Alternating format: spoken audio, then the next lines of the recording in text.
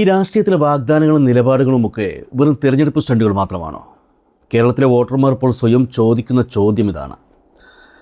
അതെന്തുകൊണ്ടാണെന്നാൽ മതേതരത്വത്തിൻ്റെ കാവലാളുകളായി സ്വയം അവരോധിക്കുകയും വർഗീയതയ്ക്കെതിരെ സിംഹഗർജനം മുഴക്കുകയും ചെയ്തവർ അധികാരത്തിലേറിയപ്പോൾ കാണിക്കുന്ന ഈ മലക്കം മറിച്ചിൽ കാണുമ്പോഴാണ് ആ ചോദ്യം ഉയരുന്നത്. ഇക്കഴിഞ്ഞ നിയമസഭാ തിരഞ്ഞെടുപ്പ് കാലം ഓർമ്മയുണ്ടോ? അന്ന് UDF നേതൃത്വം, പ്രത്യേകിച്ചും VD സതീശൻ, സമുദായ നേതാക്കളുടെ, പ്രത്യേകിച്ച് SNDP യോഗം ജനറൽ സെക്രട്ടറി വെള്ളാപ്പള്ളി നടേശൻ്റെ വർഗീയ പരാമർശങ്ങൾക്കെതിരെ എത്ര കടുത്ത ഭാഷയിലാണ് ആഞ്ഞടിച്ചത്. ആ മതേതര നിലപാടുകൾക്ക് കൈയടിച്ചവരും ആ നിലപാടുകളെ ന്യായീകരിക്കാൻ ചാനൽ ചർച്ചകളിൽ തൊണ്ടപൊട്ടി വാദിച്ച മാധ്യമപ്രവർത്തകരും കുറവായിരുന്നില്ല. അതിൽ മുൻപന്തിയിൽ ഉണ്ടായിരുന്ന ഒരാളാണ് പ്രമുഖ മാധ്യമപ്രവർത്തക സ്മൃതി പരുത്തിക്കാട്. സ്മൃതി അന്ന് വിശ്വസിച്ചിരുന്നത്, അല്ലെങ്കിൽ വിശ്വസിപ്പിക്കാൻ ശ്രമിച്ചിരുന്നത്, VD സതീശൻ്റെ നേതൃത്വത്തിലുള്ള UDF സമുദായ സമ്മർദ്ദങ്ങൾക്ക് വഴങ്ങാത്ത ഒരു പുതിയ രാഷ്ട്രീയ സംസ്കാരം കേരളത്തിൽ കൊണ്ടുവരുമെന്നാണ്. ആ മതേതര മുഖം കണ്ടാണ് 102 സീറ്റുകൾ നൽകി UDFനെ കേരളം അധികാരത്തിലേറ്റിയത്. എന്നാൽ അധികാരം കിട്ടിയപ്പോൾ എന്താണ് സംഭവിച്ചത്? മതേതരത്വത്തിൻ്റെ മുഖം മൂടി അഴിഞ്ഞു വീണു. വർഗീയതയ്ക്കെതിരെ ഗർജിച്ചവർ തന്നെ സമുദായ നേതാക്കളുടെ അനുഗ്രഹം തേടി അവരുടെ തിണ്ണ നിരങ്ങുന്ന കാഴ്ചയാണ് കേരളം ഇപ്പോൾ കണ്ടുകൊണ്ടിരിക്കുന്നത്. മന്ത്രി ബിന്ദു കൃഷ്ണ വെള്ളാപ്പള്ളിയെ കണ്ട് കുനിഞ്ഞു നിന്ന് അനുഗ്രഹം വാങ്ങുന്നു. അന്ന് വർഗീയതയുടെ പേരിൽ തള്ളിപ്പറഞ്ഞ അതേ നേതാക്കളുടെ ആശീർവാദത്തിനായി മന്ത്രിമാരും നേതാക്കളും ക്യൂ നിൽക്കുന്നു. ഇപ്പോൾ സ്മൃതി പരുത്തിക്കാടിന് എന്താണ് പറയാനുള്ളത്? താൻ ഇത്രയും കാലം പിന്തുണച്ച, താൻ ന്യായീകരിച്ച ആ സതീശനല്ല ഇപ്പോൾ കേരളം ഭരിക്കുന്നതെന്നൊരു തിരിച്ചറിവ് അവർക്കുണ്ടായിട്ടുണ്ടോ? തീർച്ചയായും ഉണ്ട്. ആ തിരിച്ചറിവിൽ നിന്നുള്ള, ഒരുപക്ഷെ താൻ പറ്റിക്കപ്പെട്ടു എന്ന തോന്നലിൽ നിന്നുള്ള ഒരു പരോക്ഷമായ വിലാപമാണ് അവരുടെ ഏറ്റവും പുതിയ എഡിറ്റോറിയൽ നിരീക്ഷണം. താൻ ആർക്കു വേണ്ടി വാദിച്ചോ അവർ തന്നെ കളം മാറ്റി ചവിട്ടിയപ്പോൾ സ്വന്തം അബദ്ധം മനസ്സിലാക്കിയ ഒരു മാധ്യമപ്രവർത്തകയുടെ വാക്കുകൾ ഉറപ്പായും നമ്മൾ കേൾക്കണം. മതേതര വോട്ടർമാരെ എങ്ങനെയാണ് നേതാക്കൾ വഞ്ചിക്കുന്നതെന്ന് സ്മൃതി തന്നെ പറയും. എന്നാൽ മാത്രമേ ആ പറച്ചിലിനൊരു ബ്യൂട്ടി ഉണ്ടാവുകയുള്ളൂ. വെള്ളാപ്പള്ളി നടേശനെ പുകഴ്ത്തിയ മുഖ്യമന്ത്രി പിണറായി വിജയൻ്റെ രാഷ്ട്രീയ നിലപാടിനോട് UDFിൽ നിന്നുള്ള പ്രതികരണങ്ങൾ നമ്മൾ കണ്ടതാണ്. അന്ന് വലിയ രാഷ്ട്രീയ വിഷയമായി മാറി. പിന്നീടും വെള്ളാപ്പള്ളി നടേശനെ മുൻനിർത്തിക്കൊണ്ടാണ് UDF അവരുടെ രാഷ്ട്രീയ പ്രചരണം കടുപ്പിച്ചത്. ഇന്നിപ്പോൾ ഇതാ വെള്ളാപ്പള്ളി നടേശൻ്റെ വീട്ടിലേക്ക് പോയി VD സതീശൻ മന്ത്രിസഭയിലെ ഒരു മന്ത്രി ബിന്ദു കൃഷ്ണ ആശീർവാദം വാങ്ങുന്നു.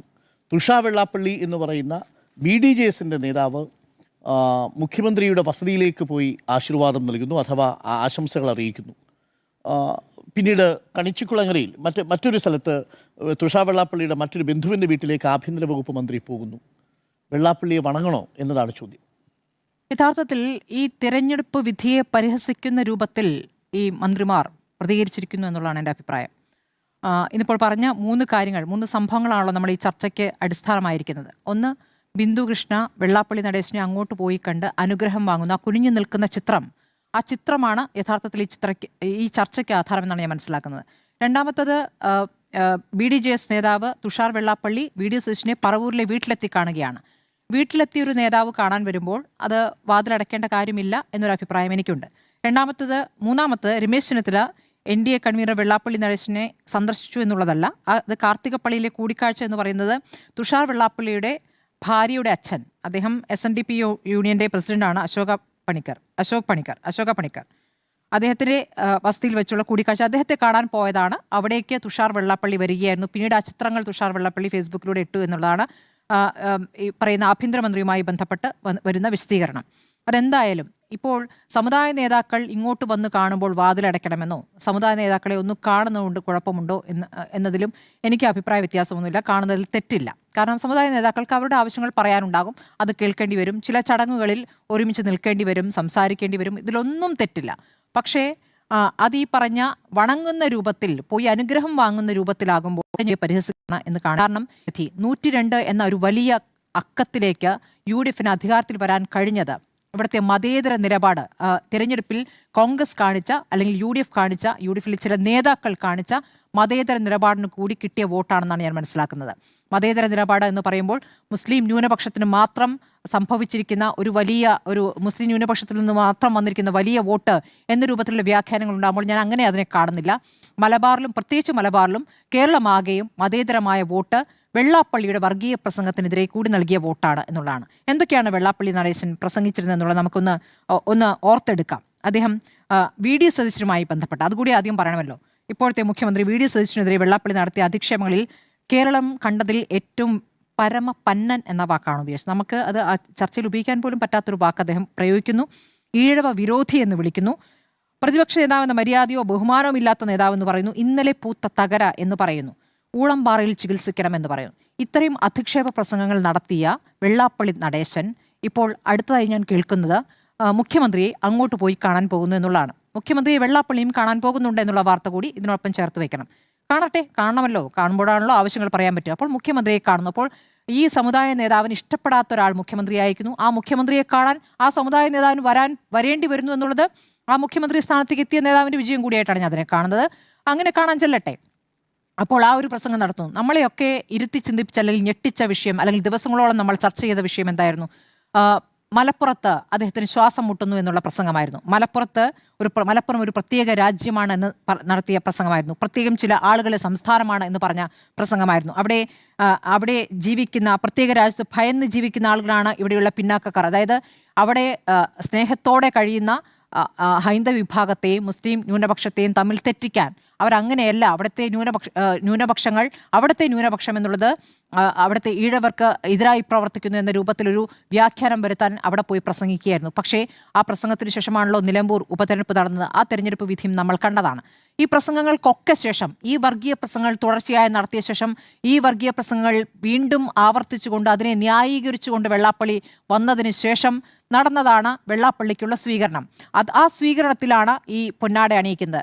ആ സ്വീകരണത്തിന് ശേഷമാണ് ഇവിടെ ആഗോള അയ്യപ്പ സംഗമം നടക്കുന്നത്. അവിടേക്കാണ് വെള്ളാപ്പള്ളിയെ മുഖ്യമന്ത്രിയുടെ കാറിൽ കയറ്റിക്കൊണ്ടുപോകുന്നത്.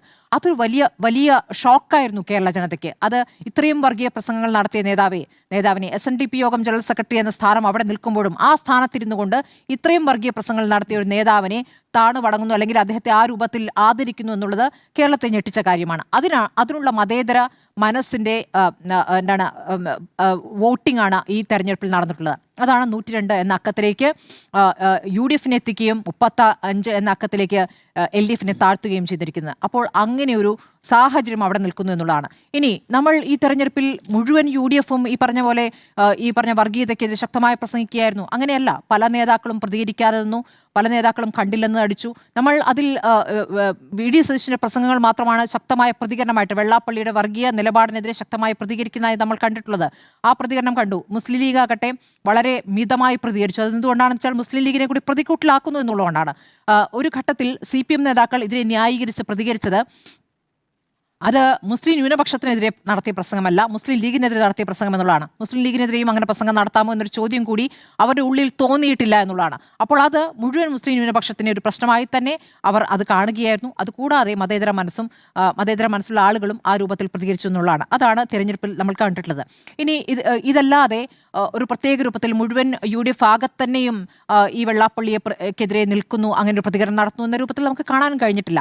എല്ലാ കാലത്തും UDF സമുദായ സംഘടനകളുടെ സമ്മർദ്ദ ഗ്രൂപ്പുകൾക്ക് വഴങ്ങിയിട്ടുള്ള ചരിത്രമാണ് നമ്മൾ കണ്ടത്. ഇപ്പോൾ ഈ തെരഞ്ഞെടുപ്പിൽ സ്ഥാനാർത്ഥികളായി വന്നവരായാലും മന്ത്രിമാരായാലും ഈ സമുദായ സമ്മർദ്ദങ്ങളൊക്കെ അതിൽ പ്രധാനപ്പെട്ട ഘടകങ്ങളായി വന്നിട്ടുണ്ട്. അത് സാമുദായികമായ സമവാക്യം എന്ന വാചകമിട്ട് പറയാമെങ്കിലും ഈ തരത്തിലുള്ള സമ്മർദ്ദങ്ങൾക്ക് വഴങ്ങിയിട്ട് വന്നിട്ടുണ്ട്. ഈ കാര്യത്തിൽ നിന്നുള്ള തെരഞ്ഞെടുപ്പ് ഘട്ടത്തിൽ ഇത് വേണ്ടി വന്നിട്ടുണ്ട്. തെരഞ്ഞെടുപ്പ് ഘട്ടത്തിൽ മറ്റൊരു രൂപത്തിൽ അത് പ്രവർത്തിച്ചു എന്നുള്ളതാണ്. ജനങ്ങൾ തന്നെ വേറെ രൂപത്തിൽ പ്രവർത്തിച്ചു എന്നുള്ളതാണ്. അതായത് സമുദായ നേതാക്കൾ അവകാശപ്പെടുന്ന രൂപത്തിലല്ല തെരഞ്ഞെടുപ്പ് ഫലം വന്നിട്ടുള്ളത് എന്നുള്ളത് നമ്മൾ കണ്ടിട്ടുള്ളത്.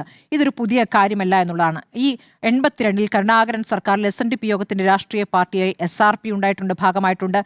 NSSന്റെ അന്നത്തെ രാഷ്ട്രീയ പാർട്ടിയായി NDP ഭാഗമായിട്ടുണ്ട്. ഇതൊക്കെ തന്നെയും എല്ലാ കാലത്തും കോൺഗ്രസിന്റെയും UDFന്റെയും ജനിതക ഘടന തന്നെ ഈ രൂപത്തിലായിരുന്നു എന്ന് കാണാം. പക്ഷേ അത് സമുദായ സംഘടനകളെ അവരെ കൂടി ചേർത്ത് വെച്ചുകൊണ്ടുള്ള ഒരു ഭരണം എന്ന രൂപത്തിൽ വ്യാഖ്യാനിക്കുമെങ്കിലും വർഗീയമായ പ്രതികരണം നടത്തുമ്പോൾ അത് വേറെ വിഷയമാണ്.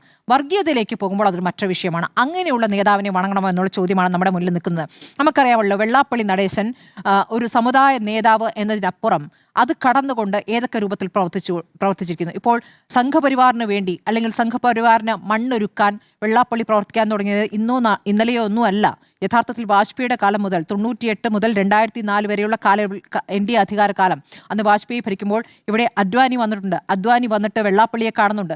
അന്ന് മുതൽ തന്നെ ഐക്യത്തിൻ്റെ ഒരു സൂചനകൾ തുടങ്ങിയാണ്. പിന്നീട് പടിപടിയായി പിന്നീട് നമ്മൾ കാണുന്നത് BDJS എന്ന പാർട്ടിയുടെ രൂപീകരണമാണ്. ആ പാർട്ടിയുടെ രൂപീകരണത്തിനായി കാസർഗോഡ് നിന്നും യാത്ര ചെയ്ത് വരുന്നതിനിടയ്ക്ക് വെച്ചാണല്ലോ കോഴിക്കോട് വെച്ചിട്ട് ഒരു വർഗീയ പ്രസംഗം വെള്ളാപ്പള്ളി നടത്തി. അന്നത്തെ വെള്ളാപ്പള്ളിയുടെ വർഗീയ പ്രസംഗത്തിനെതിരെ വലിയ രൂപത്തിൽ പ്രതികരിച്ച പിണറായി വിജയനാണ് കേരള തൊഗാഡിയ എന്നുള്ള പ്രതികരണം പേര് വിളിച്ചു. അപ്പോൾ അത് നമ്മൾ കണ്ടു. അതിനെ ശക്തമായി പ്രതിരോധിക്കുന്ന രൂപം CPM-നുണ്ടായത്. അങ്ങനെയുള്ള CPM-ന് എന്ത് സംഭവിച്ചു എന്നുള്ള ആശ്ചര്യവും ഞെട്ടലും ഒക്കെയാണ് തെരഞ്ഞെടുപ്പ് ഫലത്തിൽ പ്രതിഫലിച്ചിരിക്കുന്നത്. അപ്പോൾ ആ രൂപത്തിൽ ആണ് ഈ വെള്ളാപ്പള്ളി പ്രവർത്തിച്ചിട്ടുള്ളത്. അപ്പോൾ വെള്ളാപ്പള്ളി ഇവിടെ എന്താണ് ചെയ്തിട്ടുള്ളത്? വെള്ളാപ്പള്ളി ഇവിടെ യഥാർത്ഥത്തിൽ കോൺഗ്രസിനെ സഹായിച്ചിട്ടുണ്ടോ? യഥാർത്ഥത്തിൽ ഈഴവ വോട്ടുകൾ CPM-ന് കിട്ടുന്ന വോട്ടാണ്. CPM-ന് കിട്ടുന്ന ഈഴവ വോട്ട് അത് കുറച്ചെങ്കിലും ഈ പറയുന്ന BJP-യിലേക്ക് പോകാൻ BDJS വലിയ രീതിയിൽ സഹായിച്ചിട്ടുണ്ട്. അത് 2016 വലിയ രൂപത്തിൽ തന്നെ ഈഴവ വോട്ട് BDJS വഴി കിട്ടിയിട്ടുണ്ട്. അപ്പോൾ അതെങ്ങനെയാണ് ഈ വോട്ടിംഗ് ശതമാനത്തിൽ അല്ലേ വലിയ രീതിയിൽ വോട്ടിംഗ് ശതമാനം ഉയർത്താൻ BJP-ക്കായിട്ടുണ്ട്. ഇവിടെ ഇപ്പോൾ 3 പേർ ജയിച്ചു എന്നതിനപ്പുറം വലിയ രൂപത്തിൽ BJP നേട്ടമുണ്ടാക്കാനായിട്ടില്ലെങ്കിലും അതിൽ വെള്ളാപ്പള്ളിയുടെ പങ്ക് ഒരു പ്രധാനപ്പെട്ട ഘടകമാണ്. അങ്ങനെയുള്ള വെള്ളാപ്പള്ളിയെ കൊല്ലത്ത് ശരിയാണ് ഈഴവ വോട്ടുകൾ ഇപ്പോൾ പറഞ്ഞ ആ സമുദായത്തിൽ നിന്ന് വരുന്ന മന്ത്രിയാണ് ബിന്ദു.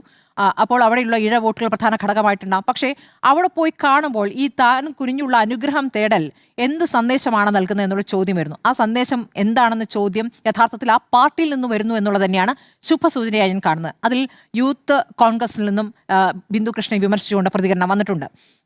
ഇപ്പോൾ യൂത്ത് ലീഗും പ്രതികരണം നടത്തുന്നുണ്ട്. അപ്പോൾ ഇത് അകത്തുനിന്ന് തന്നെ വിമർശനം വരുന്നു എന്നുള്ള വളരെ പോസിറ്റീവായിട്ടുള്ള കാര്യം. അപ്പോൾ തിരുത്തേണ്ടതുണ്ട് എന്നുള്ളതാണ്. ഇതിൽ VD സതീശൻ പറഞ്ഞിട്ടുള്ള കാര്യം ഈ പറഞ്ഞ തിണ്ണ നിരങ്ങൾ എന്ന് വെച്ചാൽ തിരഞ്ഞെടുപ്പ് സമയത്ത് വോട്ട് കിട്ടാൻ വേണ്ടി ഈ നേതാക്കളെ പോയി കണ്ട് കാല് പിടിക്കുന്ന രൂപം, ആ രൂപത്തിലേക്ക് പോകരുത്. അല്ലാതെ ഞങ്ങൾ കാണില്ല എന്നൊന്നും ഞങ്ങൾ പറഞ്ഞിട്ടില്ല. കാണും, എന്നെ ചീത്ത വിളിച്ചവരെയും കാണുമെന്ന് തെരഞ്ഞെടുപ്പ് ശേഷം വിധി വന്നതിന് ശേഷം പറയുന്നത്, എന്നെ ചീത്ത വിളിച്ചവരെയും ഞാൻ കാണുമെന്ന്. ഒരുപക്ഷെ വെള്ളാപ്പള്ളി നരേശൻ ഇങ്ങോട്ട് വന്ന് കാണുന്നതിന് അദ്ദേഹത്തിന് ഈ വരികളിലൂടെ ന്യായീകരിക്കാൻ സാധിക്കുമായിരിക്കും. ഇവർ വരികയും കാണുകയും ചെയ്യുന്നു എന്നുള്ളതല്ല, ഇവർക്ക് വഴങ്ങുന്നുണ്ടോ എന്നുള്ളതാണ് പ്രധാനപ്പെട്ട ചോദ്യം. വർഗീയതയ്ക്ക് വഴങ്ങുന്നുണ്ടോ? വർഗീയതയ്ക്കെതിരായ ജനവിധിയാണ് ഇവിടെ ഉണ്ടായിട്ടുള്ളത് എന്ന ബോധ്യം കോൺഗ്രസിനുള്ളൂ. ഇന്ന് ഞാൻ വായിച്ച ഒരു പോസ്റ്റിലെ ഒരു പ്രതികരണം ഇതാണ്: CPM എങ്ങനെ തോറ്റു എന്ന് മനസ്സിലാക്കിയിട്ടില്ല, അതേപോലെ കോൺഗ്രസ് എങ്ങനെ ജയിച്ചു എന്നും. വളരെ പ്രധാനപ്പെട്ട വരിയായിട്ടാണ് എനിക്ക് തോന്നിയിട്ടുള്ളത്.